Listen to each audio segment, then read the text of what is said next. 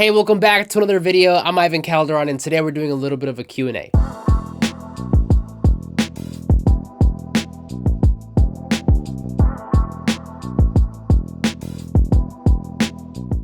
So we have about 2 weeks left before the year comes to an end, and I cannot believe that we're almost done with not only the year, but also the decade, which is wild because sometimes I still think that like 2008 was a couple years ago, and that is definitely not true. Anyway, I wanted to do one more video for you before the year came to a close and I take some time off to spend with the family, so I thought it'd be fun to do a Q&A, and I asked you guys to submit some questions, and this is what you asked. Alright, so the first question comes from Alex Osborne, and he asks, what made you want to become a producer? So I've loved music as far as I can remember. I grew up playing instruments. I've been playing the trumpet since I was in middle school, the guitar since I was in high school.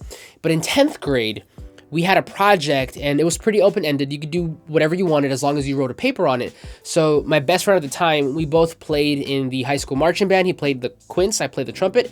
We also played in church together. He played the drum set, I played the guitar. So I suggested, why don't we do a documentary on the process of creating an instrumental?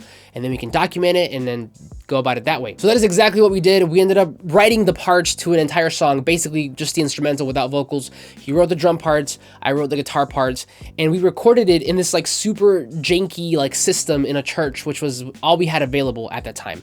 But this is how bad it was. It wasn't even a multi-track recorder, it was a single track recorder, which meant that Ryan, my friend, he had to record the drums, then I had to record the bass on top of that, and then the guitars on top of that, which ultimately meant that if any of us messed up, we had to do all the parts all over again. Now that project was a bit of a competition as well, and we ended up winning because nobody was doing that kind of thing at that time, at least in my school. So we won, and at the time it sounded like the most beautiful thing in the world to me. But now in retrospect, and I still have it, I listen to it from time to time, it is the worst recording ever. Recorded terribly, a lot of fuzz, a lot of feedback, a lot of white noise, mixed terribly. The song was pretty corny as well, but that whole process is what, you know, kind of led me down that rabbit hole. That's when I fell in love with recording, with the more technical side of music creation. And then from there, I just started to get curious as to how some of my favorite songs were made. That led me into music production and beat making. So that's really where it started. I fell in love with music production and recording in 10th grade through a school project, and I've never looked back. All right, next question comes from Jay Carson, and this is all from the community tab here on the YouTube channel. And he asks, do you think more producers are going towards digital and MIDI/computer programs instead of using drum machines and keyboards? So I would say yes, that is currently where we are and definitely where we're going to keep heading towards.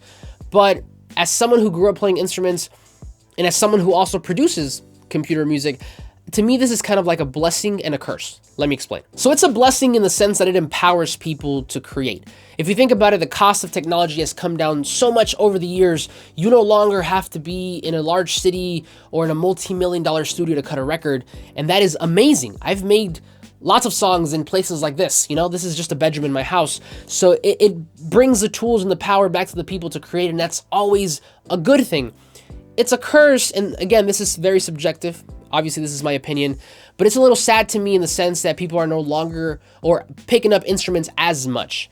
And as someone who grew up playing an instrument, I can tell you it is one of the best feelings in the world, playing along to your favorite song and ultimately playing with other people. You know, I've played in ensembles, I've played in a marching band, I've played just for fun, just jamming out, and that feeling is almost euphoric. So to answer the question, are we heading towards that direction? I think we're already there, and we're gonna keep heading in that direction, but my challenge to anybody watching this video is to pick up and learn an instrument in 2020 because number one, it's really, really fun, and two, I genuinely think it'll increase your production level and your value as a producer. All right, next up, we have some questions from Instagram. The first one is from Alexander G28, and he asks, what is your favorite genre and why? So this question is actually kind of difficult for me because I genuinely enjoy a lot of things. If you were to look at my iTunes library right now, it ranges from like country to hard metal. And more than a genre, what I would say that I look for in music, especially when I'm working with somebody, is a feeling. I don't care if it's country, I don't care if it's screamo, as long as it has the right energy, the right vibe, the right feeling, I'll work on it. But I guess if I had to narrow it down, I really like working under the urban umbrella. So think of like hip hop, pop, reggaeton, R&B, dance.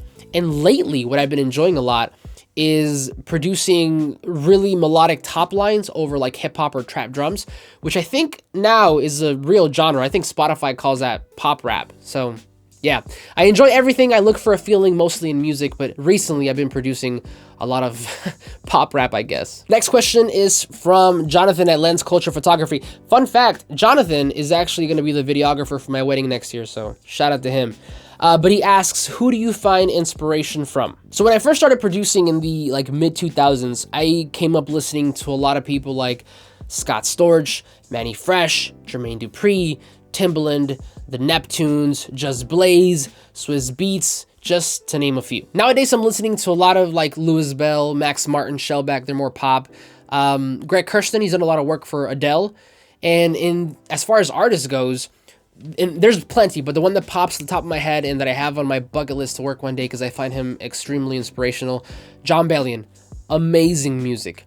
But I think, the more interesting question is what inspires me, because that allows me to include other forms, other mediums of art. So lately, when I've been feeling uninspired, I've been leaving the studio to experience other forms of art, whether that be, a video game, a movie, a book, photography, videography, just kind of doing something other than music. And don't get me wrong, I still get obviously inspired by watching other people create music, producers, artists, but to me, going into somebody else's world creatively allows me some way to come back home and feel inspired again to create in my realm. If you've been feeling uninspired lately, I would recommend you 100% do the same.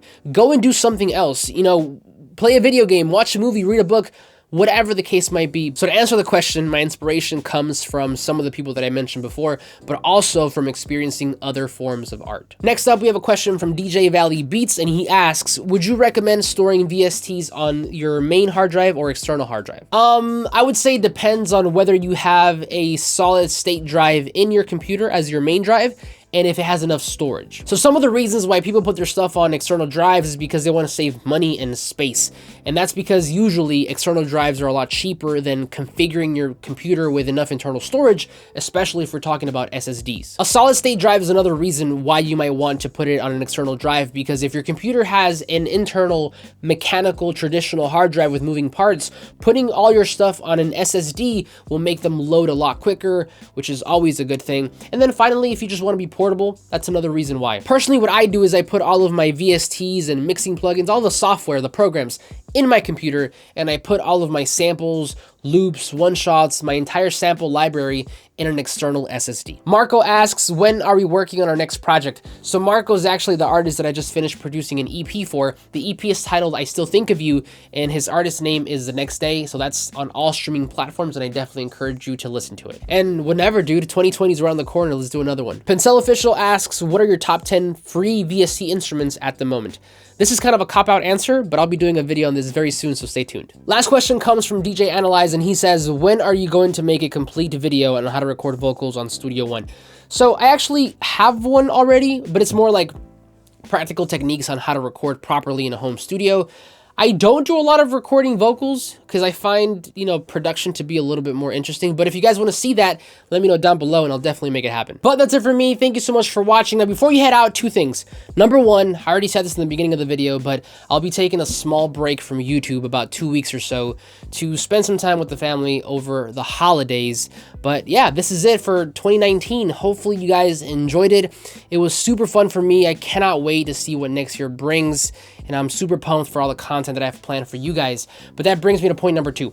If you could, in a comment down below, let me know what you want to see out of this channel in this coming year. I already have some stuff planned for you, but I would love to know where your head is at. I would love to know what you enjoy watching. So if you could, in a comment down below, let me know what you want to see more out of this channel in 2020. Thank you for watching. Thank you for an amazing year. Happy holidays.